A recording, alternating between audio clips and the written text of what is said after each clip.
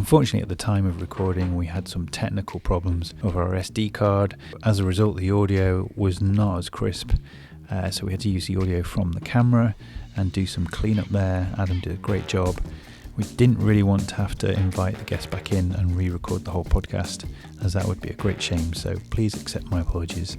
It won't happen again. I mean, I know it's not for everybody, and it isn't. It shouldn't be for everybody. I think everyone should do jits. I think everyone should be forced to do it from age of 2. Welcome to the Swifty Podcast, inspiring positive change through design, innovation and technology. Today we've got Denis Potter. He's here joining me. He's a strength and conditioning coach, and we met a couple of years back now, I think it is, when he was doing a master's project into strength and conditioning for jiu-jitsu athletes. So that's how we met in our gym on a Sunday. You brought some apparatus along, and we did some experiments, didn't we? Yeah, it was good fun. Yeah. Learned a lot, hopefully. Hopefully you did as well. Yeah, I was. First time I've ever done anything like that before, so I was quite flattered. But you had I can't remember now exactly, but you had a grip strength kind of machine that could measure how strong your grip was.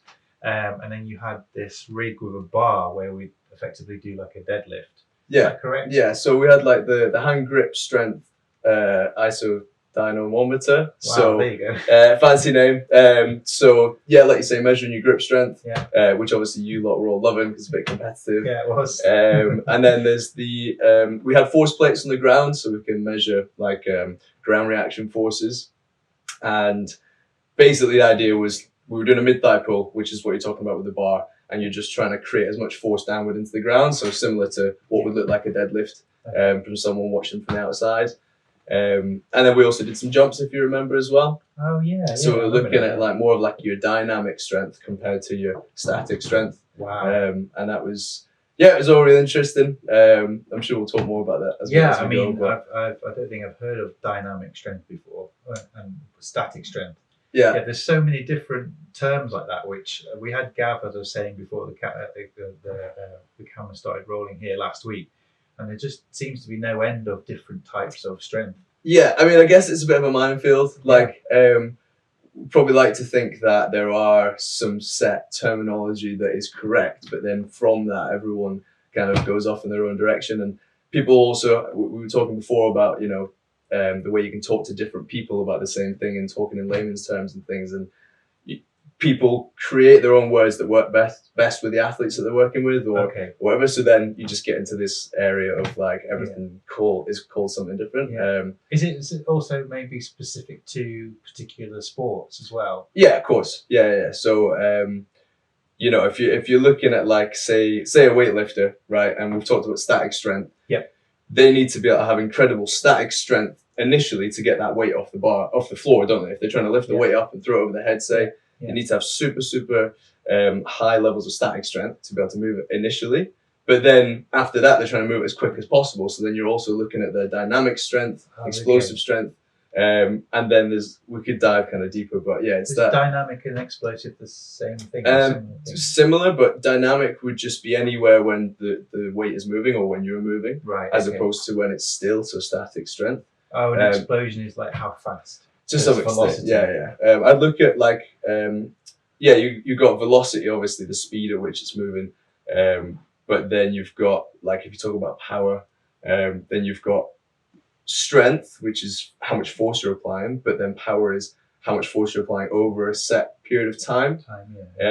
But then explosiveness is a little bit there's different ways people use that terminology. So one measure of explosiveness is you can look at certain jumps where you utilize stretch shortening cycle, which is basically your body's ability to be springy and reactive, if that makes sense. Yeah.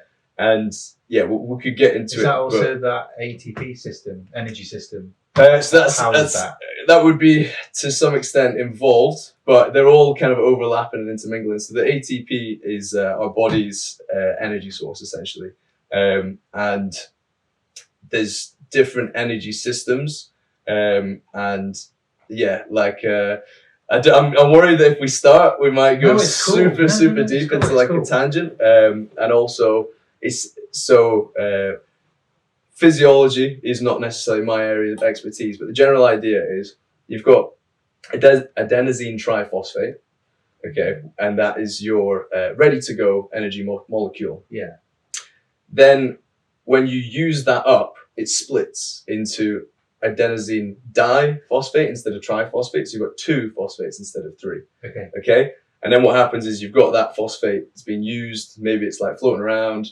And to have more potential energy, you need to link back together. So you've got more of these adenosine triphosphate molecules as opposed to the diphosphate molecules. Right. Now, what's going to help that is having an abundance of phosphates hanging about that you can bind for creating potential energy. So you've got, testing my knowledge here, but you've got creatine phosphate, right? So you've got that phosphate on the end of creatine that we need. And the creatine is it's almost like a storage molecule. You know, you've bound it to the creatine so that when you need more phosphate, it's ready to go, and you can take it off the creatine and bind it to the adenosine diphosphate. To make triphosphate, you've got more energy. Yeah. Right? So, you know, a lot of people talk about supplementing creatine. Yeah. Yeah. Loads of different uses for it. Some that are proven, others that people have just kind of gone bro science kind of thing and being like, let's just eat as much creatine as possible. But for explosive athletes or speed based athletes, supplementing creatine is useful because what it does is it gives you a higher amount of phosphates that are ready to go. Right. And what happens is when you start exercising, you quickly use up all the adenosine triphosphate you've got, or you use a proportion of it, and then your body starts trying to generate that again. And we can do that through aerobic respiration or breaking down of glucose into energy with oxygen. Yeah, which is, you know, you imagine potentially more your steady state exercise. You're giving your body time to create that energy, and you've got oxygen to do it. That's your aerobic respiration. Okay. But you start, and quickly you're trying to exercise at an intensity that is not sustainable with oxygen. You're using all the oxygen up, and now there's not enough oxygen. So you move into anaerobic respiration. Right. Okay. Right. And that is when, if you've got some extra supplies of phosphate ready to go, that's just going to boost by a little bit how long you can maintain that explosive or high intensity exercise. Right. Okay. Yeah. So for most people, it's not going to be the game changer because it's such a small difference that we're looking at. Okay. But if you're talking about like a 100-meter sprinter, and they're trying to, you know, shave off milliseconds off their time, if they can get one extra step where they're at max intensity because they've not quite dipped into their anaerobic energy generation yet, then that's going to potentially be the difference between you know, silver and gold medal. And how do you get a greater quantity? Is it purely what you intake, or is it stressing the body where it says, right, keep a hold of that because I'm going to need it? So you're effectively building a bigger reservoir to draw from. So for this particular example, it's building a bigger reservoir, and the way it works is you load on creatine. So if you supplement creatine, there's different ways you can do it, but I think the standard is that you go through a period of loading. So let's say for 10 days, you maybe have like 20 grams of creatine phosphate, or creatine monohydrate, sorry. You load on that, and then after that, your muscles are fully saturated with it, and they've loaded as much as they're gonna load, and then you can just maintain after that. So instead, you just say have like 3 to 6 grams of creatine monohydrate, and that's just keeping you kind of topped up. And in that period of time, when you're technically loading, are you not using that energy system? No, I'd use it. It's more just like it takes a little bit of time to build it up, and also the idea of the maintenance phase is so after that, the reason you're having, say, I think I said 3 to 6 grams, varies slightly between person to person, but you're having that because that's roughly how much your body can expel during a day. Okay. But there's no reason you would I've got to wait until I'm loaded before I train. Because it's not something that is gonna be like, we can't train without it. It's just that if you are doing absolutely everything else right in your training regime and your diet and your recovery and blah, blah, blah, this might give you that extra 1% if you're training correctly as well. Yeah. Okay. So you're just trying to give yourself the best chance of being able to train properly, but it doesn't stop you from training in the meantime. And Okay. there's not any well-documented negative effects of like long exposure to supplementation of creatine. So it's also kind of like you can just do it. Where does the whole water issue come from? So I don't understand the mechanism too well because I've not done that much research on that area. I noticed it. I did try creatine for a while, and yeah, my face. Not where you want it. Whoa. Yeah. It's nuts. Like I said, I don't understand the mechanism behind it, but I'm the same. I've tried it before and noticed, you're definitely holding more, whether it's intra or extracellular water, you feel more ballooned up essentially. Yeah. But from a perspective of like why people do it, like you can imagine. So I've talked about power and speed athletes, but it also has other impacts on people. And one of them is this extra size that you get. So if you're a bodybuilder, or if you're just someone who wants to look a bit more stacked in pure gym whilst you're like looking at yourself in the mirror, or whatever you're doing, like then it's going to be beneficial. And I at 17 years old, as a rugby player, where all I wanted to do was be big and strong and muscular, I did it and it worked. But the challenges, and maybe you can tell me what this was like for you, is like the second you stop taking it, you just drop all that water away. And it's also it's fake. It's not extra muscle like lean tissue or dry tissue. If you'd lost the water, it's just the impression that you're actually a lot bigger. I get. So I've had clients before asking about it and things like that because I'm a personal trainer. As one of the things that I do, and I've had loads of clients on it, but I've always been like, look, whatever it does, just don't get used to it. Because if you stop, which most people do because they're not as regimented with their supplementation and blah, blah, they're going to do it for a bit and then they get bored. You're going to drop back off and start looking like the beanpole that you were before. So, so the supplementation is one way of increasing that effectiveness of explosive strength with that energy system. For me, one of the biggest advantages for doing HIIT training for me on the air bike, I've really noticed, is doing 10 seconds on, 40 seconds off, where you're trying to deplete that system and relax and get back to base and then explode again. It's been amazing for my jiu-jitsu, in terms of cardio. It's way better than the long running that I used to do, which I suffer a little bit because it's so... if I do any more than 5k, like I'm really suffering with my knees and everything. I mean, you can just go through the pain and suck it up, but I want to be more smarter about it. But doing the HIIT stuff on the bike has been phenomenal, really good. And I don't really do much, don't take much supplement. Every now and again, protein shake just to try and up the protein. So I really struggle eating the right amount of protein. Like 150 grams, we mentioned it on the last podcast. It's a lot to try and get in. It's really difficult. But I really... What's your weight? Sorry, about 75? 75, 76 kilos, And the air bike has been amazing because in the winter as well, it's in the garage. You can go in the garage, do it, and it's like, out in the rain. But it's... so the idea, the principle about really depleting that tank, getting rid of all that energy and making your body somehow build up a bigger tank. Is that how it works? So like from my understanding, there's different things going on there because when you're doing this intermittent training, you're also like hitting and utilizing various different energy systems. But it's not just like the energy system, it's also like I'm trying to think the equipment you're developing. So like if we think of like our musculature and the blood supply to the musculature as the equipment, right? Well, when you do various types of like training. So if you do aerobic training, which there is an element of with your intermittent high intensity intermittent training. So in the when I'm resting, I'm not completely. I'm still like 20-ish, 25%.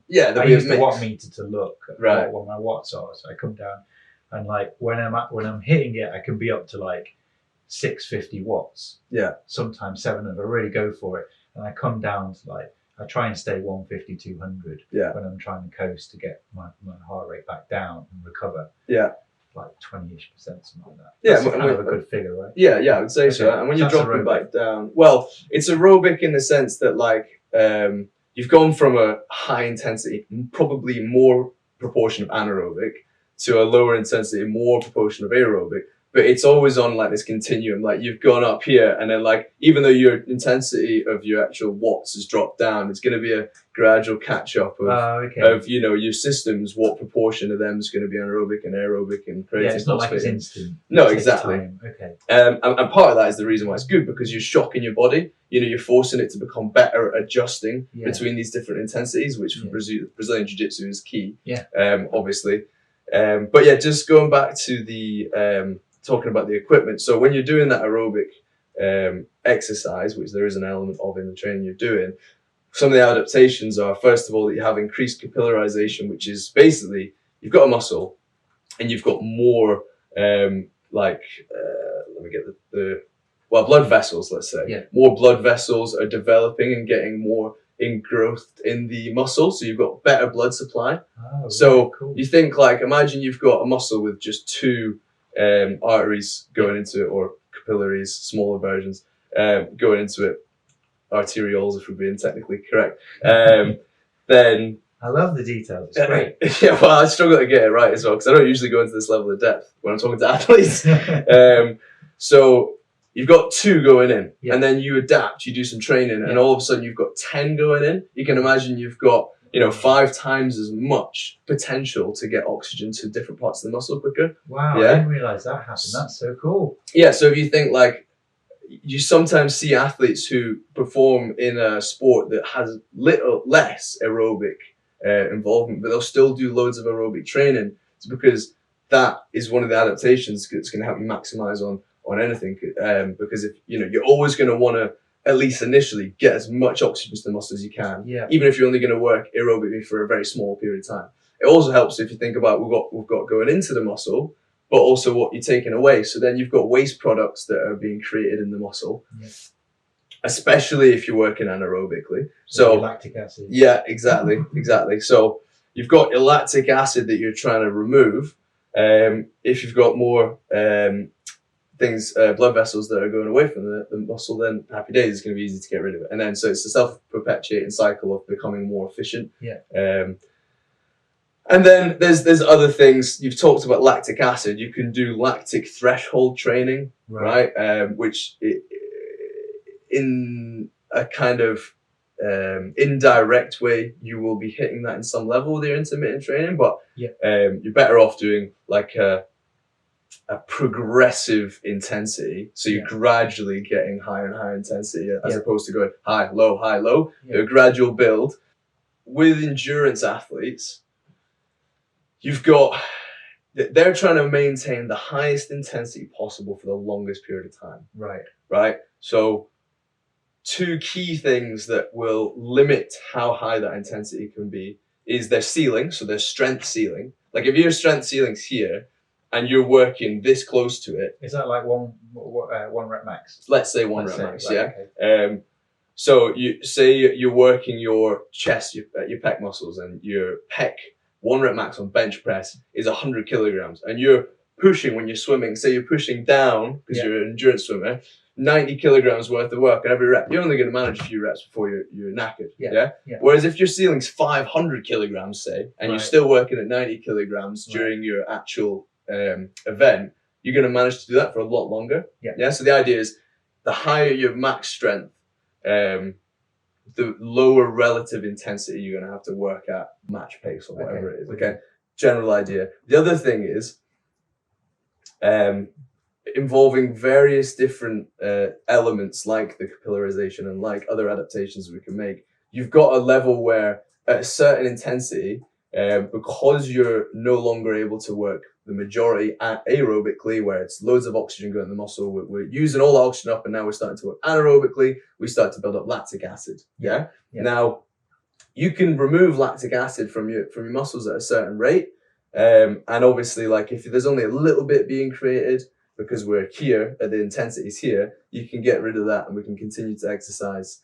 But if we maybe move up a little bit, then there's more lactic acid and you have to work harder to remove it. And eventually you get to this point here where you can no longer remove the lactic acid quicker than it's being created. And at that point, it starts to go up exponentially, and that's one of your lactate thresholds. I see. So lactate threshold training is where you're trying to push that threshold up. So you can work. Is the removal? I imagine it as being like a plumbing issue. You literally can't move the volume of the molecule away as well. And that's from the blood supply, right? Yeah, and again, that's one where like to confidently put an answer on it. It's not my I've done loads of work on, but that's the general kind of idea. So by putting you in that high state of your highest threshold, you would get some kind of adaptation, which could be, what did you say it was called? Capillarization. Capillarization, yeah, it could be that. And there's other ones. There's so like we talked about with the supplementation of creatine for various performance benefits. There's also stuff that people supplement for assisting with lactic acid removal. Oh, really? But I can't remember off the top of my head what it is. It's something mental, like bicarbonate of soda or something like really simple. But yeah, I'd have to check that. We could look at that later. Wow. I find it really fascinating how your body can adapt, like to not so much like not like it's not like 6 months of stress training to actually get an adaptation. It can actually start happening quite soon. Right? Oh yeah, and I guess it's just what are you trying to adapt? Like you look at strength, you can't make huge adaptations in strength overnight. Yeah, you know, and it's also not linear. So you might be doing like 3 weeks of training, and you don't see any improvement, and then you rest a bit, and all of a sudden it shoots up. You know, like it's not linear, and there's a lot more periodization and programming that has to go into it to do it effectively. Once you're more experienced, you just lift any weights when you've done no experience, and you'll start getting stronger. Do you know what I mean? But it depends. But then if you're looking at like, muscle tissue adaptation in response to aerobic training, there's often like very immediate adaptations. And you'll feel it. It's like maybe you've not been training for 2 weeks, and you go back, and the first session on the mat is super hard, and you're breathing really heavy, and you're lactic out, you're burning, you know, and then 2 days later you go again, and you're like, wow, that's a lot easier. Yeah. But you're not getting stronger. It's just these other things that we talked about, and there's, you know, that's one of the challenges of kind of periodization for or programming and structuring for athletes is like not only going like, okay, we want to do this training to get them stronger, and this training to get them powerful, and this training to help their aerobic capacity and whatever it is. It's also then trying to have a good understanding of the time frames in which it takes to adapt, and also the impact of the fatigue that comes with those training methods and what effect that's going to have. And you've got all these things kind of, and also what sport or discipline are they doing, right? Yeah, exactly. So that's the big difference. Which is why you want to just work in like static archery or something where it's like limited variables. But yeah, you know, you take a sport like Brazilian jiu-jitsu, like what you do, there's so many things to consider. And we were talking before about how all different coaches have their different philosophies and might take the same knowledge and apply it very differently. And it's, you know, a sport like Brazilian jiu-jitsu, you can understand why, because you might have one guy who thinks, you know, the most important thing is that you're able to maintain your explosiveness at any time in the bout, and that's the most important thing. But you might have another one who thinks that, well, that's no good if you're not strong enough to create a very explosive movement. Or you might have someone else who thinks like, actually none of that matters because my athlete is all technical orientated and they don't even utilize their physical attributes that well because they're a lot older. But you know, so then it might be their engine or their aerobic capacity that's the most important. And you know, you're playing with all these different things, and it's amazing how complicated it is. I mean, I started with Gav, who was on last week. I started with him over a year ago now with strength and conditioning, and started with just deadlifting, and then we did like 6 weeks of Olympic lifting, which was really fun. But I stopped doing that just because I knew I didn't have the time to put into it to make it safe for myself. I knew if I continued and, you know, progressed and wanted to put more and more weight, I need to dedicate more time to getting the technique perfect. Because it's so fun to do, to chuck those weights about. It feels great, doesn't it? It feels amazing. Super satisfying. You feel like Superman. You know? And then when you can put a bit more weight on, and you can you can lift it with the right technique. It's very addictive. Yeah. And I was doing it so that I didn't want to get injured doing jiu-jitsu. Yeah. That was my main premise. So we re-looked at what I could do at home as well. And I didn't really feel comfortable doing it without having a coach there to just check and make sure, because I only did 6 weeks of it. Yeah. And I don't think my body was ready for all the stresses on the joints and the tendons. So I very much needed to be coached to do it slower over time to build up that real foundation. Yeah. So I didn't hurt myself, but it was really fun. It was really cool. So have you kept implementing some bits from it now, or is it just completely So dropped off? I deadlift and back squat and stuff like that. So the Olympic elements now, what we've been doing with Gav is I've been doing so racking the bar and then dropping into a squat and thrusting up the bar. Yeah, I don't know the technical name for that. A lot of people call it a thruster. And that has a similar kind of explosive element. But I was struggling with getting the technique of the brush right. Yeah, it's tough. It's challenging to get. It takes a long time. Yeah. So I was like, well, it's not my main sport.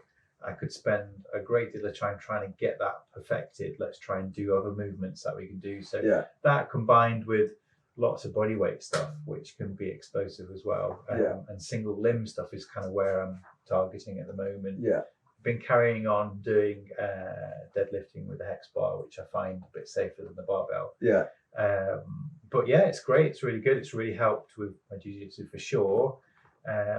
But I'm really surprised by how much the HIIT training has helped. Yeah. What I do on my own, like helped with performance on the mat. Yeah. It's and it seems something that doesn't seem to, like when I was running last summer, like 3-4 times a week when it's warm, doing 5Ks, as brutal as it is, there's like this point where you get over doing a certain volume, it becomes not easier, but it's more sustainable. For the running? Yeah. But what's weird is how that type of endurance really drops off if you let it slip. Yeah. If you just miss a few days. Getting back on to where you were before. Is that a common thing with running? Yeah, well, use it or lose it, isn't it? Like, but it comes back to what we said about earlier. Certain things that adapt quickly, and if they tend to improve quickly, they also tend to drop off quickly. Right. But the benefit or the good thing about that is that if you know you're dropping off and you can feel it, there's not too much work you have to do to correct it. Back, but that's when life gets in the way, because if you've been running 4 times a week because it's the summer and you've got more flexibility and kids are at school and blah blah blah, and then all of a sudden like you can only manage 1 run the next week.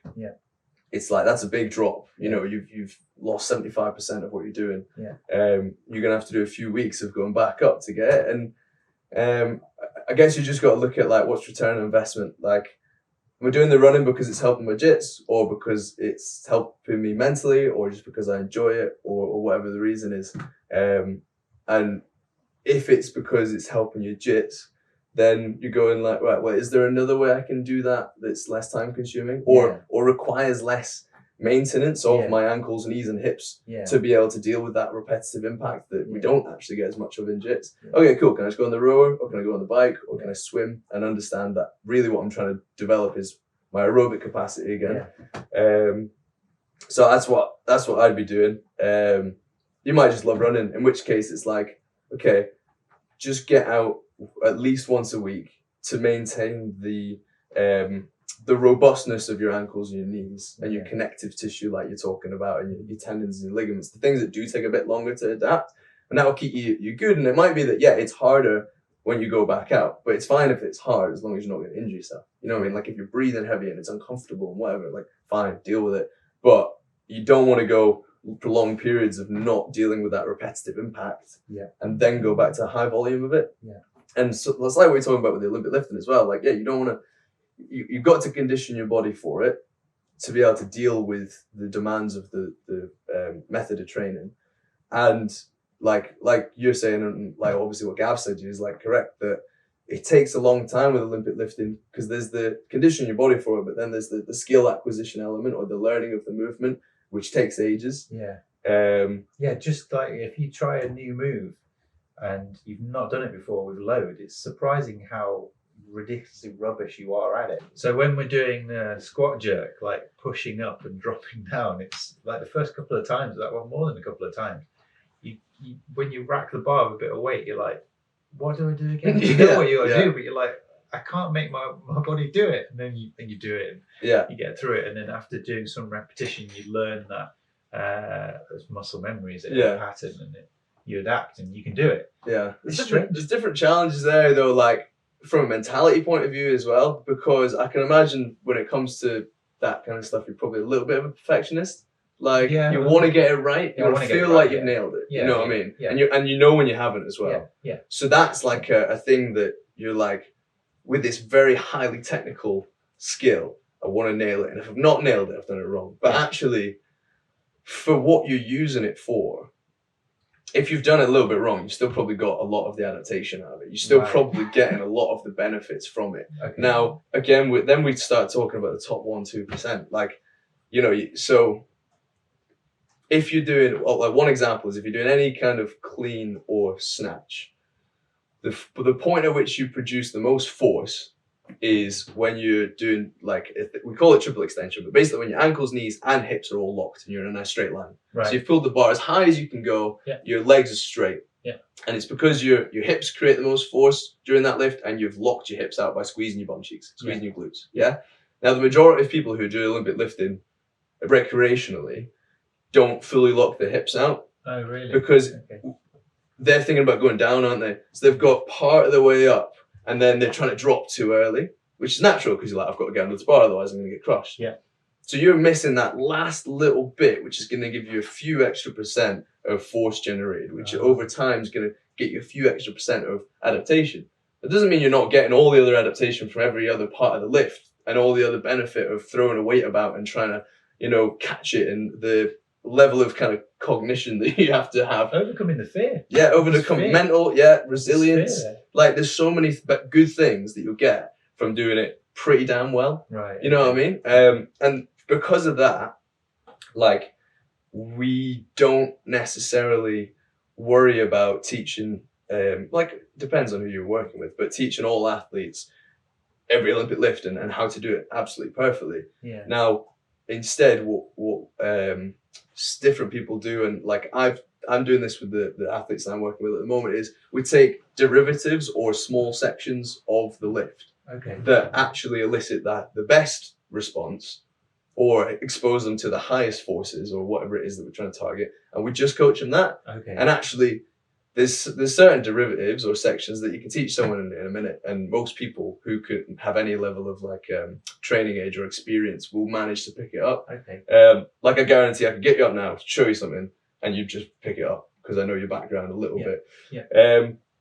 And that's where we kind of go to a little bit more. And it's just like return on investment. We don't have to spend forever. It's also, we take away the slightly higher risk elements of the exercises as well when we do this. So you don't necessarily have the worry that you had about, can I do this without preparing myself loads?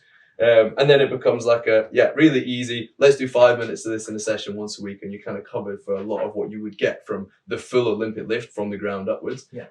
A lot of, not all, but a lot of, and you're getting a better return on what kind of percentage are you on there? So can't put a number on it. So it's over 50%, not like losing a whole load of it. It just depends. So it depends what you're looking, again, like if you're a power lifter and you remove the lift from the floor to the hips, well then you're missing some of the most important bits, because you're going to have to do that for your actual lift, aren't you? If you're doing a deadlift, for example.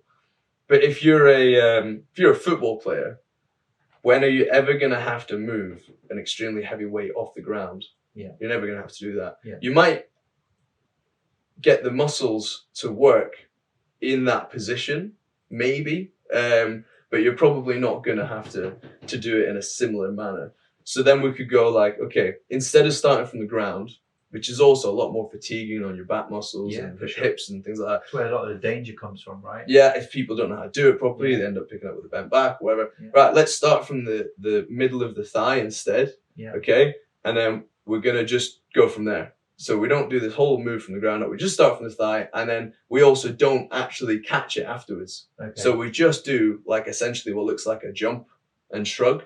Yeah, so we start there and we just go up Right. and we lock out the hips. Okay. So That's instead how of you going isolate that muscle group and movement. exactly, and then we are flexible with it for preference as well, because you want the athlete to do something they want to do. So if you had someone who has learned to clean, they can do it pretty well, and we're confident that they're always going to catch it pretty safely. Yeah, let them catch it as well, because they like that. And then there are some benefits associated with that. Right. But we might go actually for the benefits associated. Like, let's say one of the arguments is that if you catch it, you have to learn to decelerate weight quickly, which is a useful thing. Stiffness. We're being stiff when we catch the weight. There's loads of other easier ways to train stiffness than having to teach someone how to catch properly. So we might just go, right, you're going to do jump shrug, like that triple extension and the locking out of the hips where we get all that force from. Yeah. But then for your stiffness, we're going to do dropping off a box and landing stiffly. Okay. You know what I mean? So it's easier to coach someone that. Wow.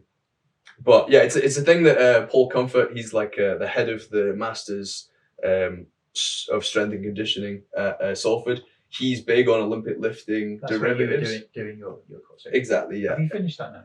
Yeah, so I finished, it was last September. So not September just gone, but the one before that. Okay. Thank you. Yeah, it was good to get it out Did you of the way. submit the data from the test that you do with us guys? Was that part of the end report? So Your dissertation? I did actually end up doing 2 studies with the data from you guys. Okay.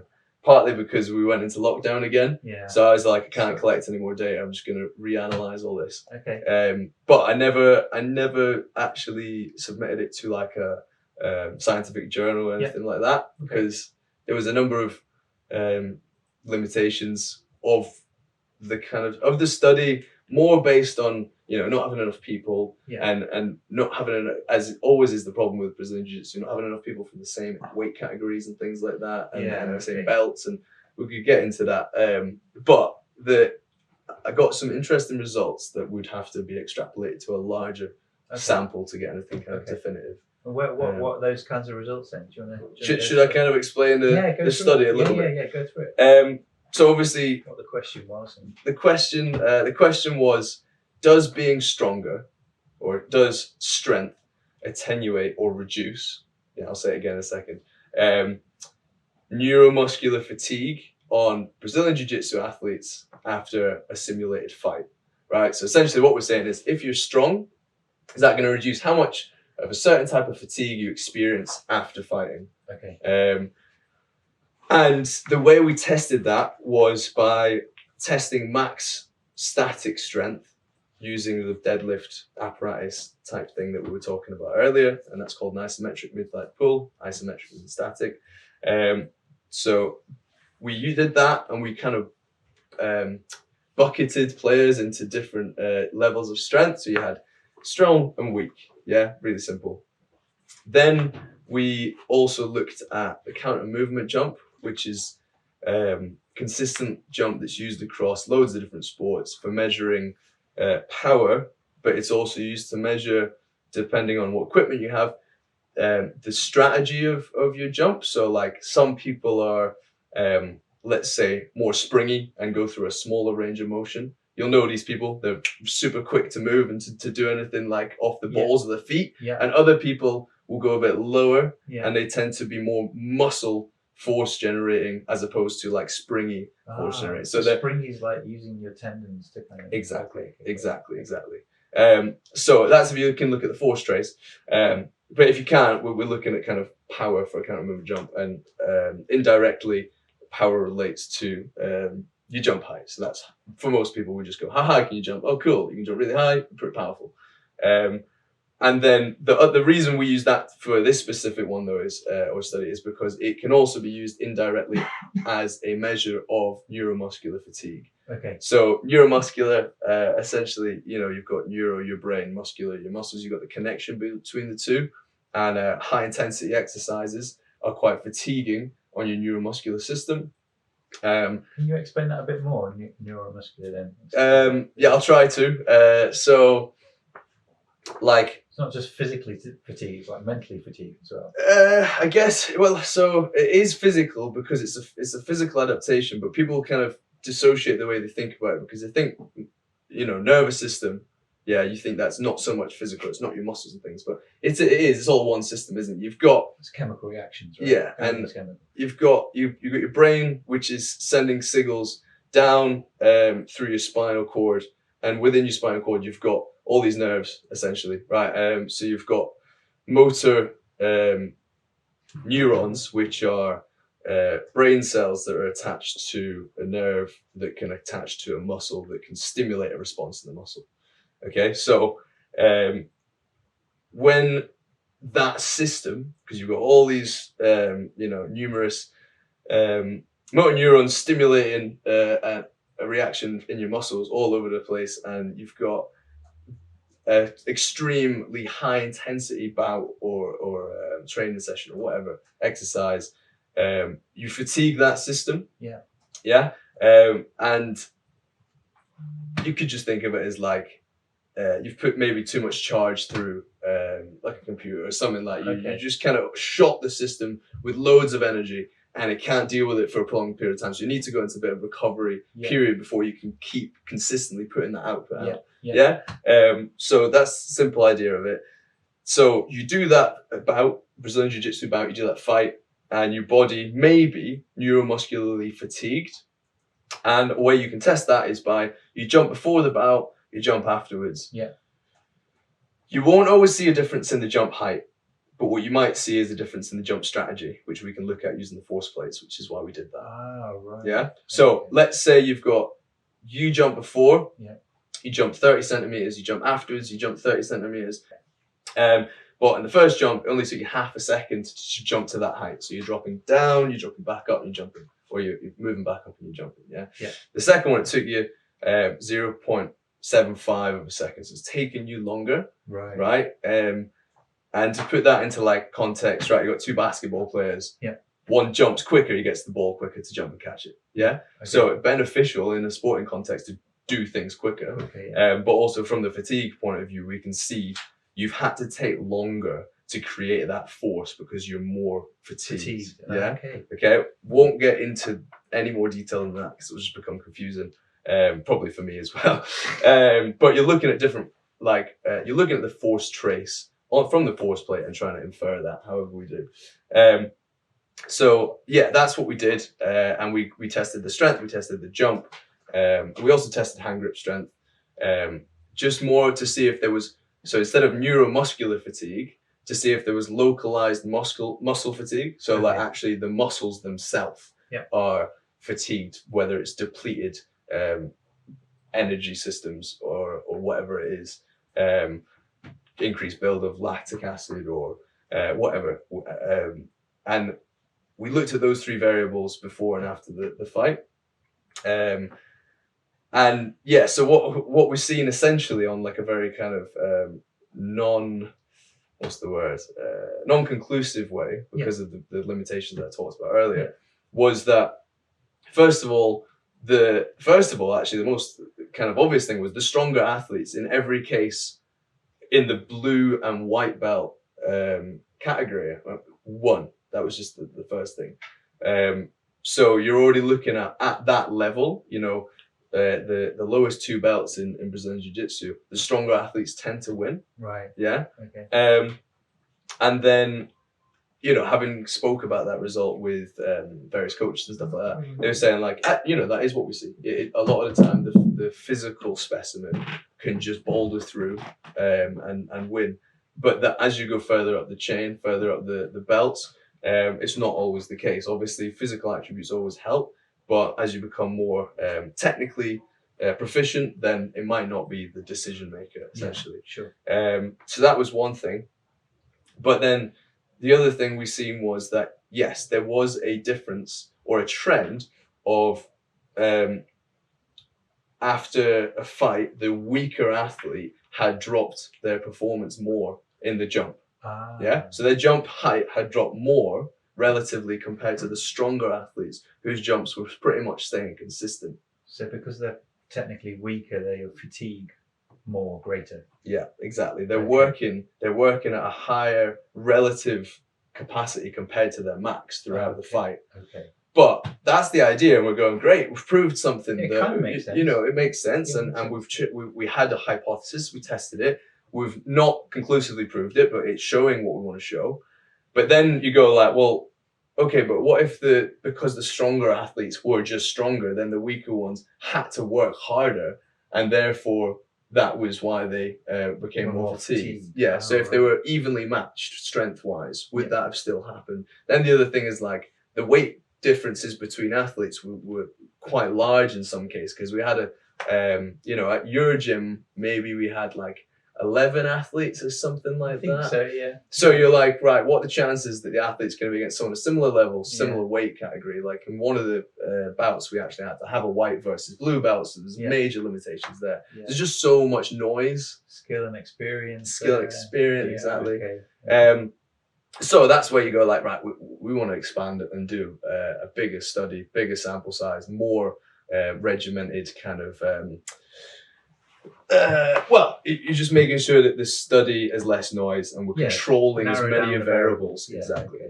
And we were going to do that, but then COVID happened. Like I was getting in contact with Empire Grappling, and we were going to try and speak to role models as well, and look at doing it at an event. Wow. So get everyone in like in the morning when they're doing the weigh-ins and stuff like that. Yeah. Get them through the strength testing, get them through the jumps and the hand grip test, and then get everyone jumping as they come off the mat. Oh, and that would have been amazing. And if I was a sample size of hundreds. Yeah, I mean, if we could get enough hands on deck to do it, theoretically you could. Wow. But it never went down that way, and it could be something at a later date that I go back to. Okay. And then I'll just touch on quickly. So the second study I did, I used the same data. Yeah. But you know how we talked about jump strategy? Yeah. Yeah. So basically, we can do this thing called temporal phase analysis, where instead of looking at the one jump on its own, you proportion the jump so that it is demonstrated on a line graph, on a graph, so you get a force wave. You can see the different force applied over time. Yeah. And then you make that relative to 100%. So if I put two jumps next to each other, they would be the same length on that graph. Okay, if that makes sense. So temporal phase analysis is where you're looking at the different phases and you've put into that kind of percentage of 100% or percentage of the full jump, and that allows you to compare people's jumps. Right. So I could put your jump next to my jump and go like, okay, we both got to the same endpoint, 30 centimeters. Yeah. But my lowering phase, I produced a lot more force and I produced it really quickly. So just to make that really clear, so let's say you take 1.5 seconds and I take 2 seconds. So the idea is take the forces that are generated in that time, put it on a graph, but extend the 1.5 to 2. Yeah, exactly. And then you can look at the phases of the jump. That's exactly it. Yeah. In a very simple way, right? If you imagine you start from standing. Yeah. Yeah. You've got you've got like a weightless phase. Okay, so you're standing first, but when you initiate the lowering phase or the eccentric phase, when the muscles are lengthening and you're dropping into like a squat position, essentially getting ready to explode. Exactly. Yeah. There's a proportion where you're to some extent weightless because it start dropping. Yeah. Okay.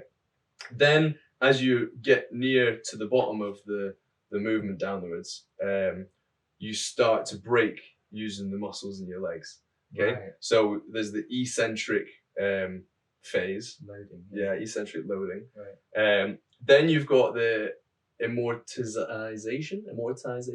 I'm getting that word wrong, but I think it's amortization phase, which is between eccentric and concentric. So between the lowering phase and the propulsion phase, where we're moving back upwards, and that's just like that split second where you're in between the phases.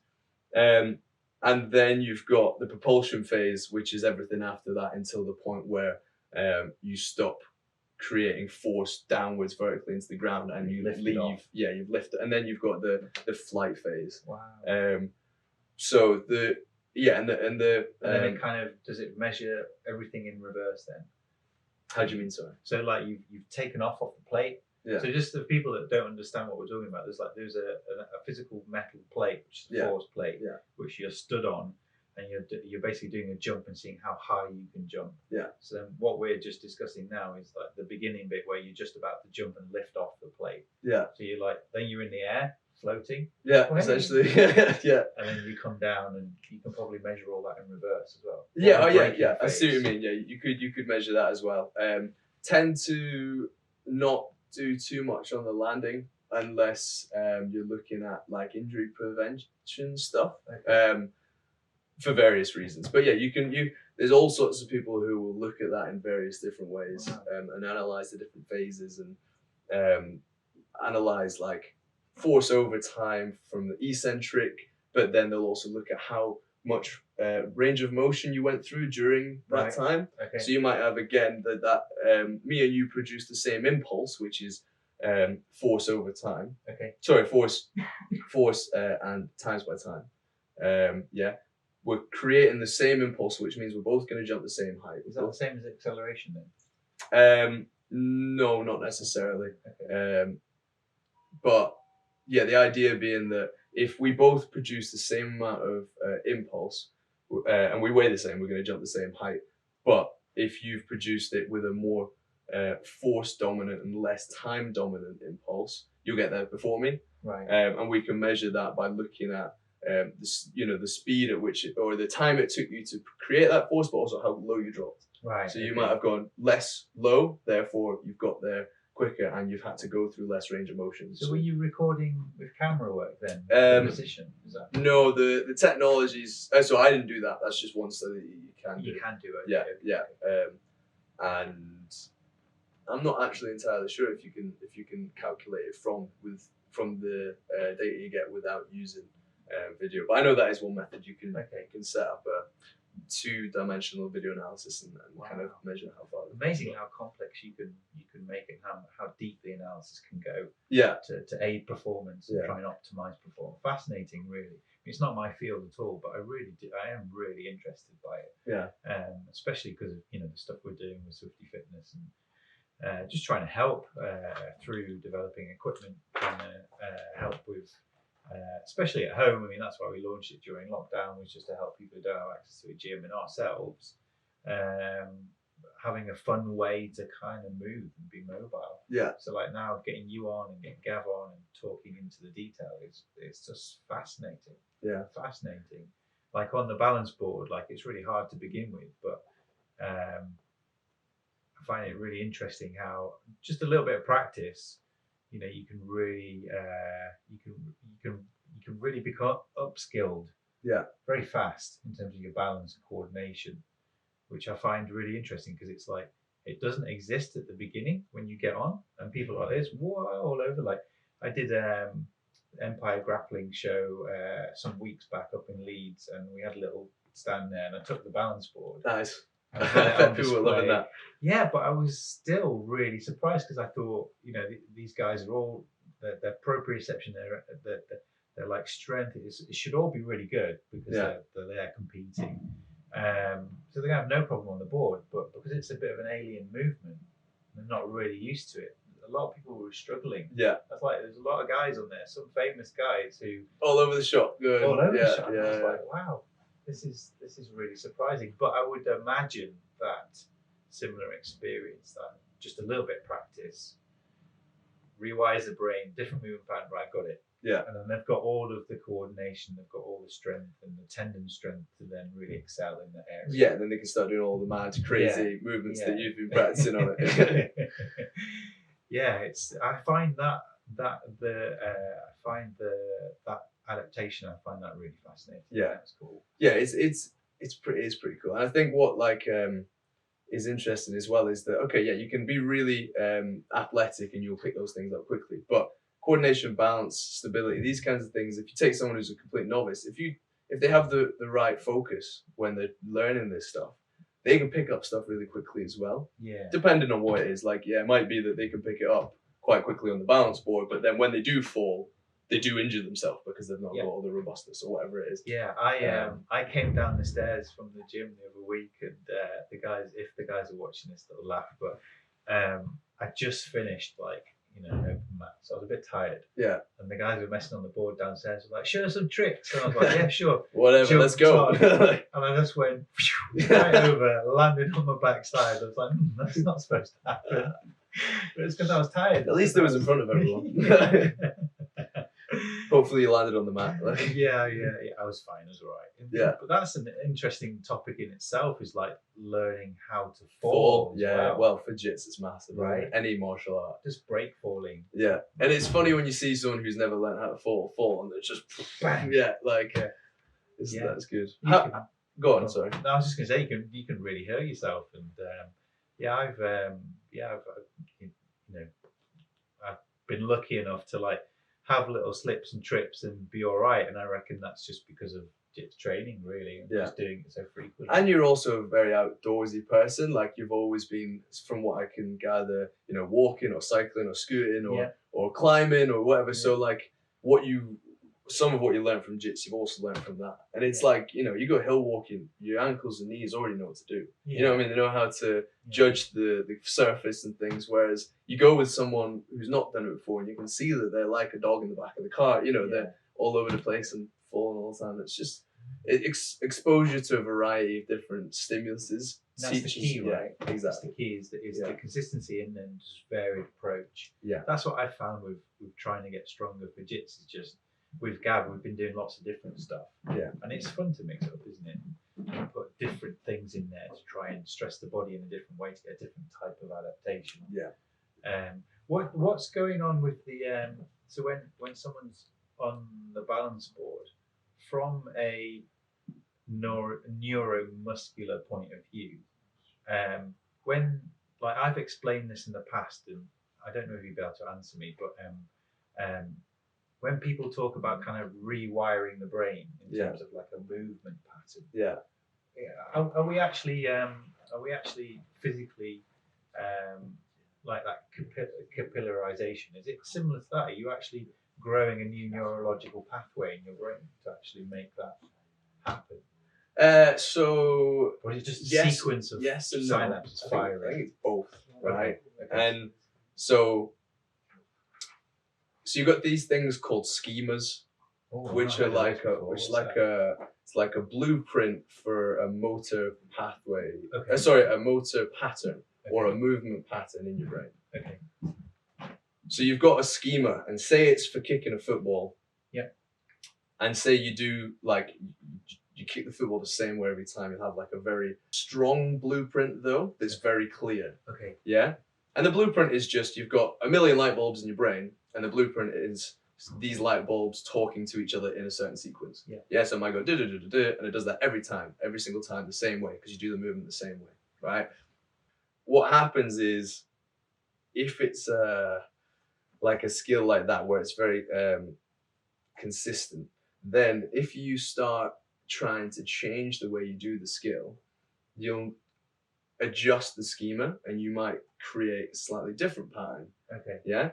And it depends where your thought is. If you're thinking about doing it intentionally a different way, you'll then start strengthening the signal to the other pattern, the new pattern you're creating. Okay. If you do it over and over again to the point where it becomes more like a stronger signal to those patterns than the previous one, the other one starts becoming the automatic pattern, right? So if you imagine that's like a very specific one skill. Yeah. So you might have like loads of different schemas that are being kind of pulled upon to take information and to decide how you want to react. Wow. Then there's also like the element of your hardware. Like you have certain level of reflexes that bypass the brain and just go from the limb to the spinal cord and back. Yeah, exactly. So that's also something that you can your body's learning to some extent how to react to certain stimulus. Okay. Stability. So that's like I was going to say, I've forgotten the phrase. What's the phrase? It's like a autonomous. Yeah, that's not a response. Yeah. So you've got that going on. But then to bring it back, so the other part of your question was talking about whether you're actually creating these new connections. Yeah. And so this is again probably well above my pay grade, but my understanding is maybe like 10 years ago, we didn't think we could create new neurons. So we didn't think it was possible. We had as many brain cells as we got. Yeah. And that's it. And your parents scare you when you're younger that if you drink too much, whatever, you're going to lose your brain cells, you're never growing back. And that was the thought, was they don't grow back. Now it's been proved that you do generate and grow new neurons. Yeah.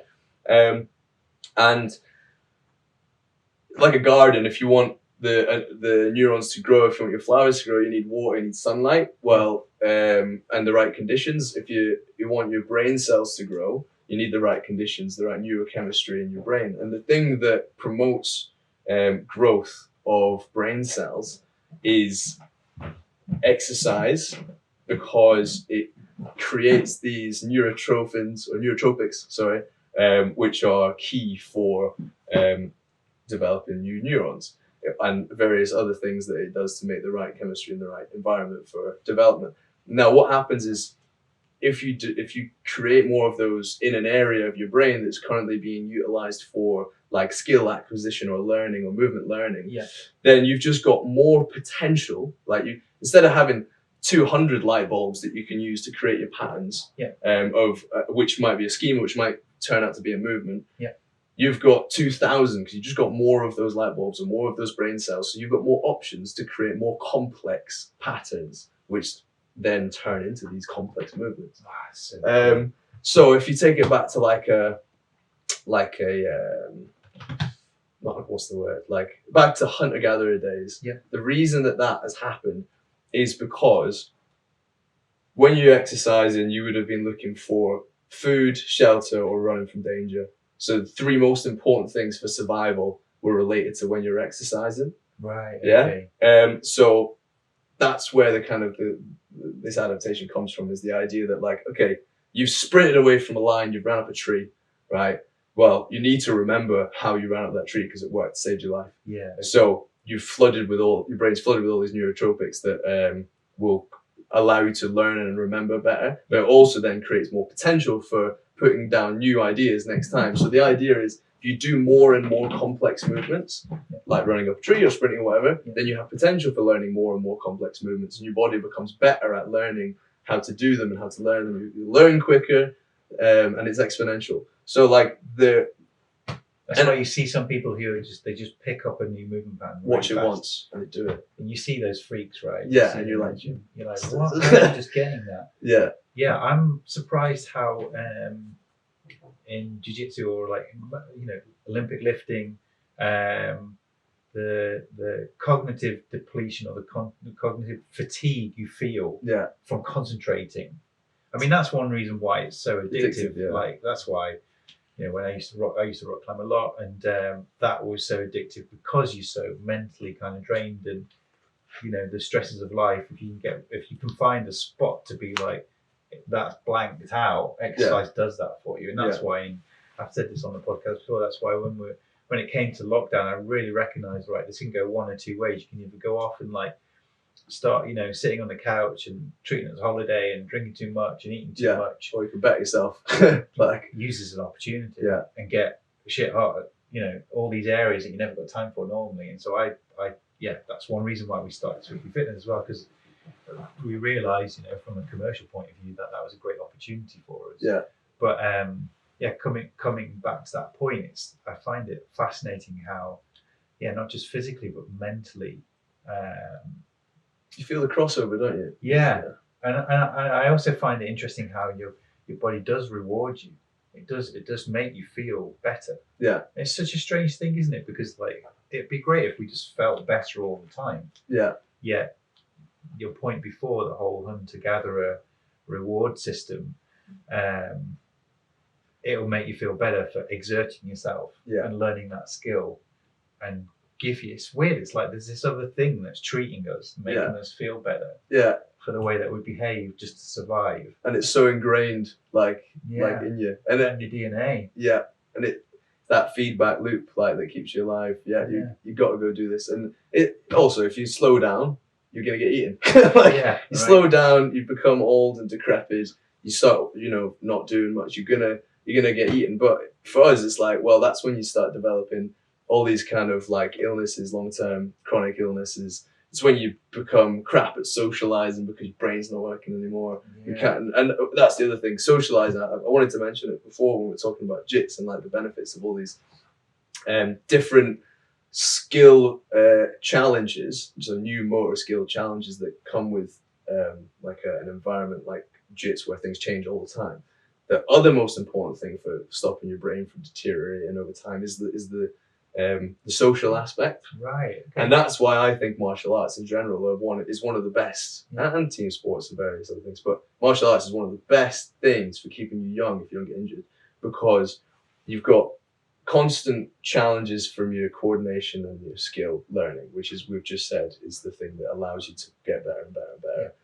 You've got huge social environment where not only are you like a lot of people's best friends are the people they meet at the gym, whatever. Yeah. It's also like, even when you're rolling with people, you know, each person you roll with, you have to judge their kind of what their character's like, how they roll, how their on the mat personality is, their off the mat personality. Then you're going into coach mode, you're going into being coach mode. Yeah. You're constantly, like you're saying, the cognitive challenges are insane, and you're trying to strangle this person. Yeah. Like there's not much better than that for, you know, kind of maximizing human potential in regards to like living a long, healthy life where you're going to be able to do lots of things. I mean, when you put it like that, it is very much like simulating probably the environment of the hunter-gatherer, right? Yeah, 100%. I've never thought of it like that before, but maybe it is. Maybe that's why it feels so good, and why you get people who, like me, and for my audience, who, you know, they're coming to us because they know of the scooter brand and know about the fitness products, but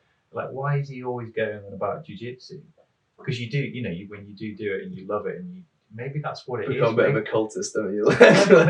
maybe it's much deeper than that. Maybe it is like what you just said. Maybe it is like tapping into this, like, this ancient.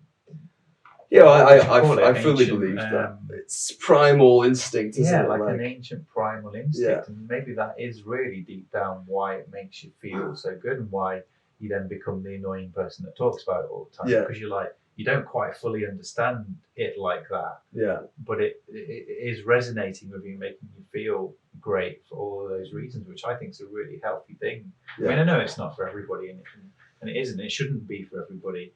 I think everyone should do jits. I think everyone should be forced to do it from like age of 2, and then.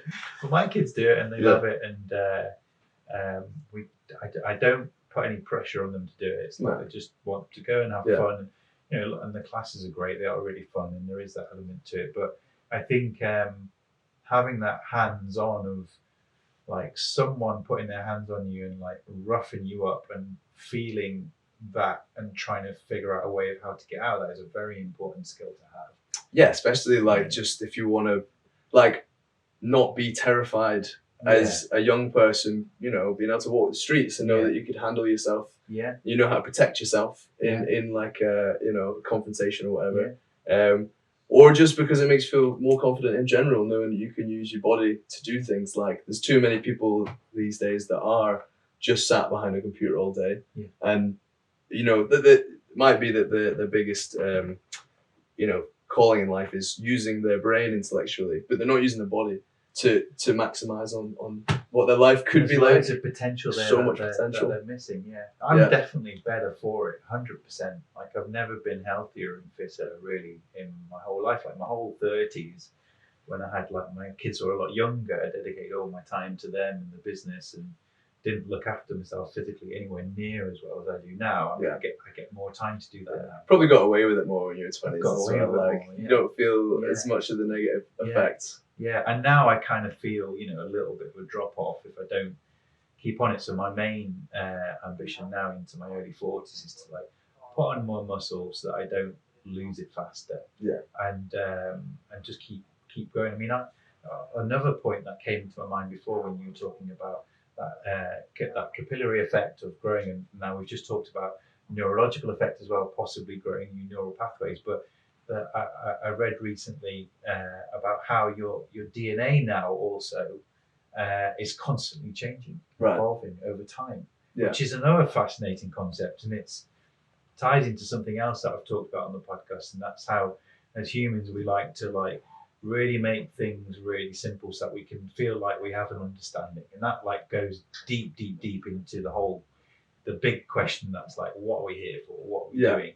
And what we like to do is we like to like create the ones and the zeros, the yeses or the nos. Like, it is for this reason or for that reason, and I'll hook, line, sinker believe in that because it gives me security and a sense of understanding Whereas actually the world is very grayscale. Yeah. There's a whole spectrum of yes and a whole spectrum of no. And I find getting older that really fascinating, like to understand that concept of there's levels to everything. Yeah. And it's not just you're good or you're bad. It's like levels to absolutely everything. And in your body, it's like there's levels to adaptation. It's like you're a high-end athlete, super high performance, and then there's like someone like me who's doing it because I love the sport and just want to get as strong as I can within the confines of what time, resources that I have. Yeah. Like there is a ceiling to how much I can actually physically do and recover, and I understand that, and I don't put that pressure on myself. I'll do as best as I can, and that's good enough for me. But just all the different areas now that are coming into strength and conditioning and health in general, which has been highlighted by COVID, is just fascinating. It feels like we're just on the tip of loads of extra discoveries in terms of training and stuff. And we had Rich, another friend of mine, Rich Lang, he was on talking about his app that he has, which is cool, and it's all for cyclists to become better cyclists. And he was ex-pro cyclist, and it's meeting the world of digital and physically training, the crossovers there that's happening. It's amazing. I mean, this Whoop strap here on my wrist. Go on, talk to me about that. Some people love them, some people hate them. I know it's never going to be as great as having someone like yourself, a human being who's got real life experience, but it gives me something to measure against. Yeah. And that's what I'm looking for, is a tool to measure against to see how effective stuff is. So analysing my sleep behaviour as opposed to how much strain I've exerted, how much exercise I've done the day before. Same. Yeah. It's great. It's useful, isn't it? Yeah, it's really useful. And it's a tool. It's not a be all end all. It's a tool. And as long as you have a healthy relationship with it, I think it can be an addition and can help you. Yeah. What exactly do you use it for other than looking at your sleep? Like, is it heart rate and distance, GPS kind of? So it will it'll take data from Strava if I want to analyze a run. It does skin temperature, heart rate. So you got heart rate variability on there as well. So it kind of distills it down into your daily strain and then your daily recovery. So they're the two general metrics I'm looking at. And common sense would say if you work out really hard one day, your recovery will be less the next day because your body's trying to adapt. And that's generally the pattern. And what I like to see is like if I get a good recovery the day before, so I've had the right amount of good sleep, not just hours in bed, but good quality sleep, got an early night maybe, and then the next day I have a really high strain. I could then be down into the red, so it's really low recovery the day after. Sometimes I'm still back up and I'm quite well recovered, and that's because I've had a consistent amount of strain over the last couple of weeks where I've built my fitness up. The capacity's there now, you can manage it. And like trying to look at those patterns and understanding then how I can be effective with my training. So one of the big things that I've changed in my training with Gav is just the amount of time that I do. I used to always be an idiot in the gym and just do too much, and then the fatigue afterwards would last days. Whereas if I do 20 minutes, half an hour segments, I find that I can be more consistent throughout the week to get more sessions in, and I can recover better. So the inflammation is down, I can manage it, I can process it, and do everything else I need to do in day-to-day life, looking after the family, running the business, which just means on par over the year, I'm making more gains. And there's not too many red days. Not too many. Or if they are, they're almost planned in at this stage. I do very similar thing, and like you say, it's a tool. It's just kind of like a thing that gives you perspective on how you feel and why you feel that way. Because when you are overcooking it and you're tired, irritated, like whatever it is, however you react to being overtrained, can't figure out what's going wrong then. You're just like, I just need to sleep. But if you can see it coming on, you can avoid it, or you can understand it, and then what can we do better next time? And it is powerful, like as a tool, and like you say, as long as you don't become reliant on it for too much. I find also sometimes that like if you are if you are if you are performing and you're in a performance week or a performance day, and you're doing really well, I find it really easy not to recognize that. Yeah. And Your look brain's back and elsewhere. go, what have you done to be able to be in that state where you're actually overperforming Yeah. compared to a previous week? It's almost like the psychology is always to look at the negative. Yeah. It's like, oh no, my recovery. Like sometimes I'm now looking at my recovery, and if it is in the red because I've done a 2-hour session the day before, and maybe that session went on till 8 or 9 o'clock at night, and then I've come home and then I've eaten, and then you've got to try and digest that before you sleep. I mean, I get up at 5:30 every day. Yeah. I don't get the hours in bed that I really need, but then I'm not a pro athlete. I'm not. I'm trying to mix everything. Yeah. You're trying to do the best you can for everything. Yeah. The sleep one's a really difficult one as well, because like I'm a massive advocate that you need. Everyone's different, but I need 8 hours. I don't get it. I get 7, which is pretty good. Yeah. And I've kind of gone like, I'm not going to sacrifice getting less than that. But in lockdown, I was getting 9, and it was just by going, I'm not going to have an alarm on. That was it. Because I was training every day in lockdown for large sections of it, I needed the 9 hours. And it's quite interesting when you have that ability to go like, right, for a while, I'm just not going to put an alarm and see what my body does. And it's consistently 9 hours. Wow. But the reason it's not. You got kids?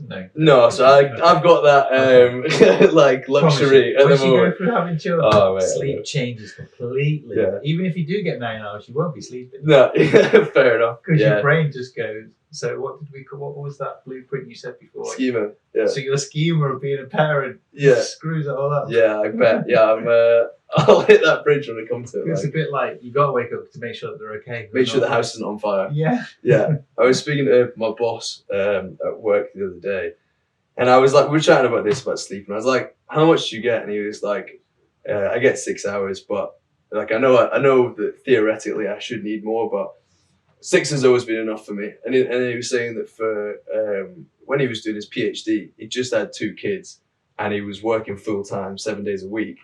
And he would do his PhD starting from 10 o'clock at night after the kids went to bed until 2 in the morning, and then he'd get 4 hours sleep and repeat. And he did that for 3 years. And he was like, trust me, until you've had kids and you're doing something like that, like you don't know how luxurious your life is getting 7 hours sleep. But man, I mean, tolerance is an interesting thing. Like Yeah. the way you were talking about, like the lactic acid tolerance of the muscle. Like tolerance is a really interesting concept because, like with diet, like I went off wheat years ago, and we have celiac disease in the family, and I don't think I have that. I've not been officially diagnosed, but again, it's based on like how you feel. I measure a lot of how do I feel today. Okay, if I feel good, why do I think I feel good? Is it because I ate really clean? Yeah. Didn't have any treats, got the right sleep, I've got the right amount of water intake, so I'm hydrated. Try and measure all that, but coming back to kind of like tolerance and diet, like I found it really weird, like when I went off wheat, 6 weeks afterwards, trying to go back on a little bit. yeah, it just wrecks you. Yeah. It wrecks you. Yeah. Yeah. It's like booze. Like I went off booze like 2 years ago. I gave up drinking. I've not gone back since, but like I imagine my tolerance would be like 0. Yeah. Like absolute 0. Yeah. You know, like when you're growing up and you have a tolerance, and like you've got those freak friends that could just drink and drink and drink. Yeah. Especially the freak skinny friends. Who Yeah, drink it's and just drink. go. Yeah, Like, no liver what? left, but they can knock it back. Yeah. It is funny though, because the opposite mentality of like those, like a lot of my mates that if they're still out a lot, they will talk about like, nah, I've not been drinking enough recently. Like, as in, I've not been out for enough big nights. I'm gonna have to get my tolerance back up. Otherwise, I won't be able to handle next Saturday because can't do 12 hours if I've not had a few smaller nights out kind of thing. It is funny, but it's true. It is true, and it's with True, everything, isn't it? Like, Yeah. and in my job, the main game is like, especially because I'm working with youth athletes at the moment, the main game is trying to build their tolerance for all sorts of stuff. Yeah. So that when they get to the crazy amount of psychological pressure, physical demand, and all the other aspects of like an elite sport in life that they're going to hit when they get to senior level. It's like they need that tolerance there already. Yeah. Otherwise, it'll just break, whether it's mentally or physically. You will. So where do you start there? Is it on a case-by-case basis? Yes and no. There's like, there's very well kind of established youth development structures and programs. trying to think. There's a couple of people like Rodri and Lloyd are two like really well known names in the industry for people who've come up with these. Like different principles, but for different stages of athletic development. So call it like athletic development models. There are very clear cut aspects or aspects of fitness or physical qualities of things that you should be working on at different stages, and then obviously like you layer the psychological development on top of that and all sorts of different things. So are you implementing psychological kind of work as well? Yeah, in like a roundabout way. Now, I'm lucky enough that in the club that I work for, we've got a couple of psychologists in the academy. But yeah, like something my boss said the other day, like we were just chatting about like what an academy program should be like. And I think without being able to quote him exactly, it was something like creating a scientifically robust program. Yeah. So that it can actually elicit the physical responses you want. And a psychologically challenging program with a culture of social support that allows you to develop physical attributes, psychological and physical resilience. And like essentially like a well-rounded person from you've got support, you've got social structures that allow you to work hard because you're also being supported well through that process. Wow, that's great. And like, so that is that quite unique to the area of football academy? I can't comment on other football academies, but I'd say that I meant more like football as opposed to like rugby or other disciplines. I would say that if they're doing the jobs right, based on what I think is, then it should be that. Yeah. It should be that across it's the board. kind of quite, I don't want to say common knowledge, but my understanding of perception was the kind of psychological, the social, social care kind of perspective was always somewhat lacking in professional sports. Yeah, I think there's a lot of work being done nowadays to try and help that. How much actually difference it's quite that a recent makes. thing, right? Yeah, more understanding around the impact of how they're going to be when they leave the system and things, and also like actually, well, if you want them more to be successful, they also need to be more socially adept. Especially when it comes to a team sport, right? Yeah, goes without saying. But then it's the nuance is how do you develop that? Like, what's the social culture that you're trying to create? Because just saying something that's like, socially supportive and psychologically challenging, that could mean anything. Yeah. So like, not necessarily a benefit either if it's socially challenging. Yeah, but it could be that it's a long-term benefit, but it's a short-term discomfort and pain and challenge, and that's where the struggle is, and that's where I think that where I work, it's almost like our MO that you are trying to not break down players, but trying to really challenge players to do things that from a physical and psychological standpoint are potentially make them uncomfortable, so that they have to work through that, come up across the other side and be better than they were before, whilst managing to support them enough from a social perspective and from a player care perspective that we don't have a negative impact on them. But you're working in the game of trying to create like elite footballers to the highest standard. You're going to need to push them. And like, if some of them don't make the cut, as long as they've still come out better than when they joined in the first place, that, they're able to deal with more challenges, they're more resilient, they're better socially, then we've still won with those players. And we've also created some players at the top that will go on to live like a life of professional sport for as long as possible. That's great that you have that approach. It's really, really progressive. The typical story is, people don't cut it, and then what do they have to go on to and do? And it's a tragic story, isn't it? Yeah, for sure. Lots of times.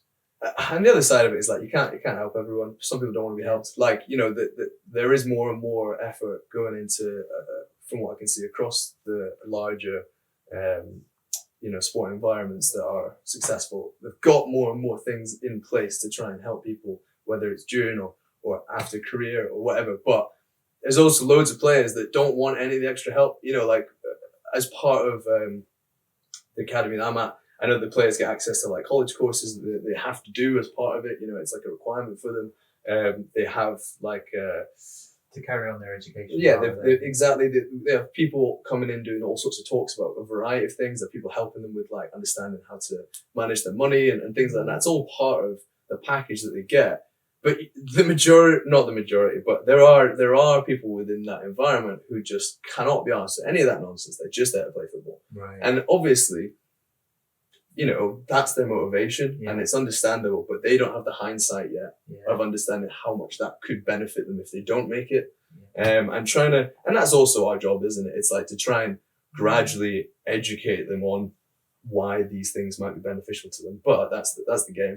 Well, you know, that's life, isn't it? You don't know how good you've got it sometimes till you lose it. Yeah. And that's why it can suck. Really, is pretty much everyone says the same thing. Gosh, if I knew what I knew now, younger, how much different would it be? Yeah. And that's the sad thing about life, that you can't ever change. It's always going to be like that. Yeah, this is challenging. So having people around you that have that notion is great. That's a very positive step forward. Yeah, I mean, like I said before, I can't speak for the football academy. I think I've been exceptionally lucky in the academy that I have gone to, and I've spoke to a lot of people in similar roles or people within the industry who've gone to different football academies, and it doesn't seem like the same priorities. Right. Not saying that people don't look out for all those things, but it's just different culture. And I think that, I've not just the players, but there's a lot of kind of importance on staff well-being and you know, the people in charge seem to have the right idea about like making sure everyone's looked after. Yeah. And that works better. We, produce better players from that. Yeah, of course. What, we've got at our disposal. Yeah. Well, commercially, from a commercial point of view, you want to make as many of those, I guess, seeds and investments that you're doing be commercially viable as possible. So that's why it works, because commercially there is the incentive there. Yeah. I think that's it's kind of trickling down, I think, into lots of commercial entities and businesses and different business sectors, is the importance of mental health and well-being. I mean, it's been such a big topic over the last number of years, right? And I think COVID has really highlighted that for sure, because how many people have struggled working from home. Yeah.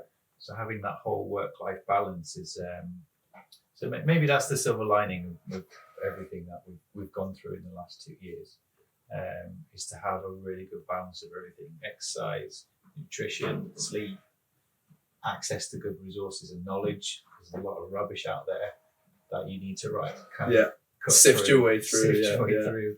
There's almost too much information, isn't there? Yeah. Almost too much. So going to a trusted source is a skill in itself.